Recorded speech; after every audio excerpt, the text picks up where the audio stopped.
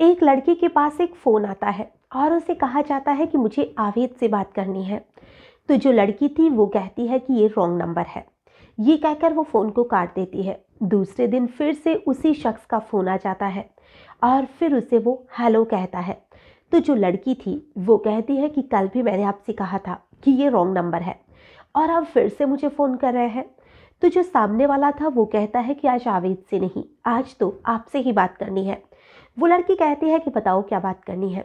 तो वो लड़का कहता है कि तुम्हारी आवाज़ के हम कायल हो चुके हैं। तुम्हारी आवाज़ बहुत ज़्यादा अच्छी है और ऐसे लगता है जैसे मुझे तुमसे मोहब्बत सी हो गई है। ये बात जब लड़की सुनती है तो लड़की उसे दो चार बातें सुनाकर फ़ोन काट देती है।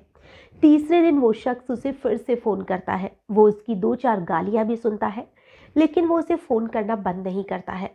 अब चाहे तो सुबह गुड मॉर्निंग का मैसेज हो, चाहे तो गुड नाइट का मैसेज हो, दिन में न जाने वो कितनी बार उसे मैसेज करता था और वो उसे फ़ोन भी करने लगा था। 5-10 दिन तक तो वो लड़की ऐसा ही करती है कि उसको अवॉइड करती है, लेकिन अब वो लड़की भी धीरे धीरे उससे बातचीत करना शुरू कर देती है। यानी कि रॉन्ग नंबर से एक प्रेम कहानी की शुरुआत होती है और धीरे धीरे ये प्रेम कहानी जाकर कोठे पर ख़त्म होती है। आज की जो कहानी है वाकई में बहुत ही ज़्यादा परेशान करने वाली है और उन बहुत से माता पिता के लिए एक सबक भी है, जो कि आपको इस कहानी में आगे चलकर मिलने वाला है। नमस्कार, आदाब, सत श्री अकाल। मैं हूं नंदिनी यादव। आज जो मैं आपको घटना सुनाने वाली हूं, इस घटना की शुरुआत होती है पश्चिम बंगाल से। पश्चिम बंगाल में एक लड़की थी और उस लड़की के पास एक फ़ोन आता है। जो फ़ोन सामने करने वाला था वो व्यक्ति उसे कहता है कि मुझे आवेद से बात करनी है। तो वो लड़की कहती है कि ये आवेद का नंबर नहीं है। ये कहकर उस फ़ोन को काट देती है। 10-5 दिन तक वो उसे यूं ही फ़ोन करता है, वो यूं ही अवॉइड करती रहती है। लेकिन बाद में धीरे धीरे वो लड़का जब उसे रोज़ फ़ोन करता था तो उसे लगता था कि ये कितनी उसकी केयर करता है, जितनी तो उसकी माता पिता भी नहीं करते हैं। इन दोनों को बात करते हुए लगभग 1 महीना बीत चुका था और अब 1 महीने के बाद में दोनों डिसाइड करते हैं कि एक दूसरे से मिलना चाहिए और ये मिलने का प्लान बनाते हैं। और अब ये जो दोनों थे वो एक रेस्टोरेंट में जाकर मुलाकात करते हैं। ये जो लड़की थी इसकी उम्र महज 15 साल थी और जो लड़का था उसकी उम्र लगभग 23 साल के आसपास थी। अब ये लड़का इसे कहता है कि मुझे तो तुम उसी समय पसंद आ गई थी जब तुमने रॉन्ग नंबर कहा था, लेकिन अब मैं चाहता हूँ कि आगे की जो ज़िंदगी की शुरुआत है वो हम दोनों साथ में करें। ये जो लड़की है ये मुस्लिम समुदाय से थी, इसका नाम शबनम था। जो शबनम थी वो कहती है कि मुझे माता पिता से बात करनी पड़ेगी। तो जो लड़का था वो कहता है कि अगर तुम माता पिता से बात करोगी तो तुम्हारे घर वाले बिल्कुल भी नहीं मानेंगे, तो हमें माता पिता से बात नहीं करनी चाहिए, हम यहाँ से भाग चलते हैं और मैं तुमसे वादा करता हूँ कि तुम्हारे आने वाली ज़िंदगी में मैं बहुत सी खुशियाँ ला दूंगा। जो लड़की थी उसकी बातों में आ जाती है और वो उसके साथ जाने का फैसला कर लेती है। दोनों ट्रेन से दिल्ली तक का सफ़र तय करते हैं और जब वो दिल्ली तक पहुंचते हैं तो जो वो लड़का था वो उसे एक जगह पर लेकर जाता है और उसे कहता है कि मेरे एक दोस्त ने मुझे यहाँ पर नौकरी के लिए बुलाया है। अगर ये नौकरी पक्की हो जाती है तो हम यहीं दिल्ली में रहेंगे। ये जो शबनम थी वो 6 बहन भाइयों में एक बहन थी, यानी कि इसकी 4 बहनें थी और 2 भाई थे। ये बहुत ही गरीब परिवार से आती थी। जो इसके माता पिता थे वो मेहनत मजदूरी करते थे और ये छोटे छोटे सारे ही बच्चे थे जिनका एक ख्याल रखा करती थी। अब जो शबनम थी अपने परिवार से बहुत दुखी थी, क्योंकि परिवार वाले इसकी तरफ ध्यान नहीं देते थे। बच्चे तो ये 6 हो चुके थे, लेकिन इनकी जो घर वालों को जो इनकी ज़रूरतें पूरी करनी चाहिए थी वो नहीं हो पा रही थी, क्योंकि एक तो बच्चे ज़्यादा थे और एक इनके पास गरीबी भी थी।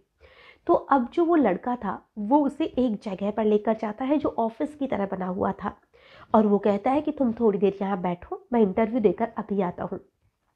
और वो उसको पीने के लिए कोल्ड ड्रिंक देता है कि तुम तब तक इसे पियो, मैं भी आता हूँ।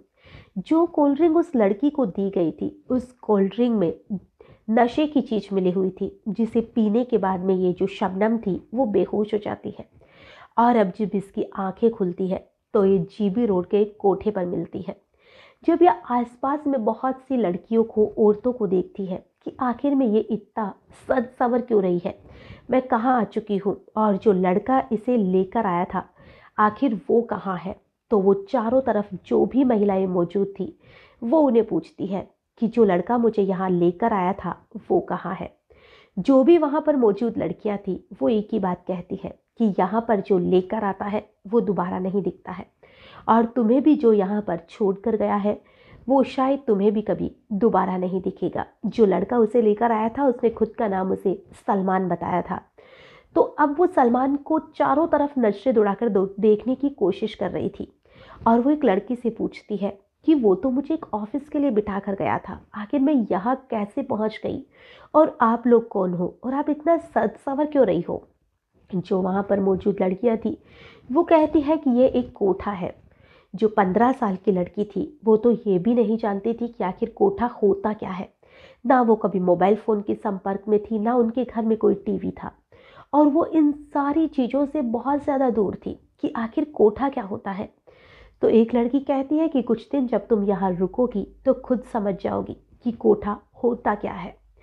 और जब उसे कुछ दिन के लिए वहाँ पर रखा जाता है, और जो कोठे की मालकिन थी वो उसे सारी चीज़ें बतानी है कि यहाँ पर आखिर में क्या होता है, कैसे क्या करना होता है, सारी चीज़ें उसे समझा दी जाती है।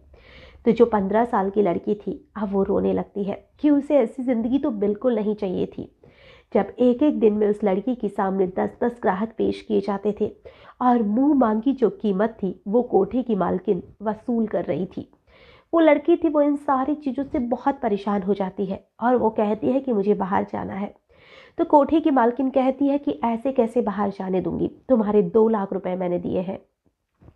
अब जो वो लड़की थी वो समझ चुकी थी कि वो बिक चुकी है। इतना तो वो नहीं जानती थी कि आखिर सलमान ने उसके साथ ऐसा क्यों किया, लेकिन जो भी किया बहुत गलत किया।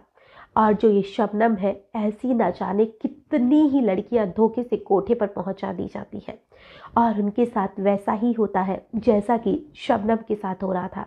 और जो पश्चिम बंगाल में मुस्लिम लड़कियां हैं वो बहुत सी लड़कियां कोठों तक पहुंचती हैं, चाहे तो वो दिल्ली हो, मेरठ हो, मुंबई हो, जो भी बड़े शहरों में कोठे होते हैं उन पर मुस्लिम जो पश्चिम बंगाल की लड़कियां होती हैं उन्हें वहां तक सप्लाई किया जाता है।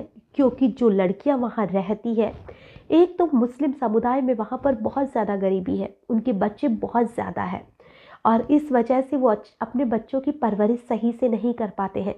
अपने बच्चों पर जितना ध्यान उन्हें देना चाहिए वो उतना ध्यान नहीं दे पाते हैं। इससे बच्चों को भी यही लगता है कि उनके माता पिता उन पर बिल्कुल ध्यान नहीं देते, और इसी चक्कर में बहुत से ऐसे लोग होते हैं जो सलमान के जैसे होते हैं, वो उनकी मजबूरी का फ़ायदा उठाते हैं।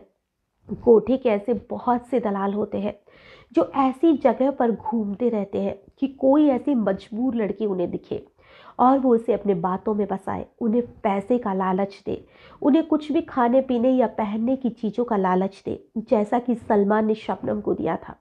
उसने भी शबनम को पहले बहुत सी चीज़ें गिफ्ट की थी, बहुत अच्छी अच्छी चीज़ों से खाने पीने के लिए दी गई थी, पहनने के लिए बहुत अच्छे सुंदर कपड़े दिए गए थे।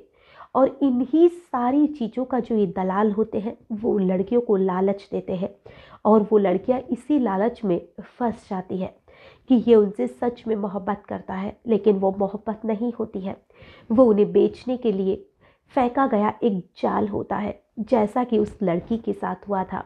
और ऐसी बहुत सी लड़कियां, चाहे वो पश्चिम बंगाल की हो, चाहे तो वो देश के किसी भी कोने की हो, चाहे वो मुस्लिम समुदाय की हो, चाहे हिंदू समाज की हो, किसी भी समुदाय की क्यों ना हो, ऐसे बहुत से लोगों के जाल में फंस जाती है।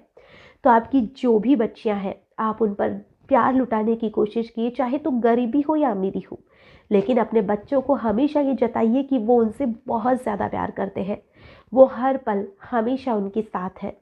और जो भी बच्चियां घर से बाहर रहती है, घर से दूर रहती है, उन पर भी आप पूरी तरह से ध्यान देने की कोशिश कीजिए, और अपनी बच्चियों पर पूरी तरह से ध्यान रखिए, क्योंकि आजकल का जो वक्त है वो ऐसा ही आ चुका है। ऐसे बहुत से केस सुनने और देखने को मिलते हैं जिसमें कि लड़की की मजबूरी का फ़ायदा उठाया जाता है, उसे अकेला देखकर कुछ खिला पिला दिया जाता है, या किसी और बहाने से उसे अपने साथ में ले जाते हैं और उसे कोठे पर ले जाकर बेच दिया जाता है।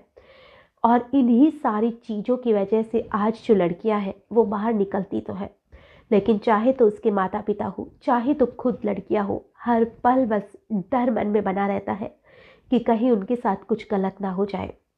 आज की जो पूरी घटना है इसे सुनाने का उद्देश्य किसी को परेशान करना या किसी का दिल दुखाना नहीं है।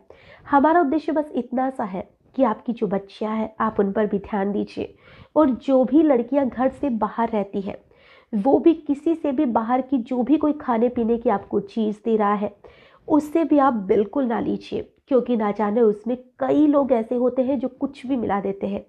ट्रेन वगैरह में भी अगर सफ़र करते हैं तो वहाँ पर भी जो बेचने वाले होते हैं उनसे भी कोशिश कीजिए कि आप कोई भी चीज़ लेने से बचें, क्योंकि वो लोग भी कई बार दलाल हो सकते हैं।